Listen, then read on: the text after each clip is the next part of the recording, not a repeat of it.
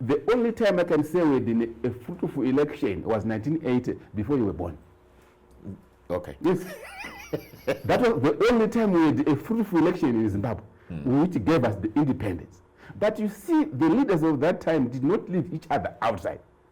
ZANU won election by 56 seats. ZAP got about 20 or so. But they brought in Ian Douglas Smith.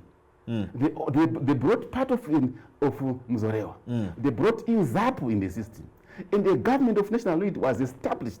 During that time, it was a beneficial government because it benefited all people across the board, from the opposition, from the defeated party, the Smith party, the winning party, and the contesting party ZAP. They all came together. And the solution was found, which benefited the ordinary person.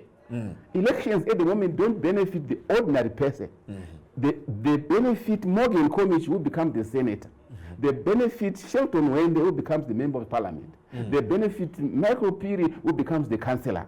But the ordinary people whom you see here, who have sweated to go and vote and voted for us, would not benefit anything for the next 5 years.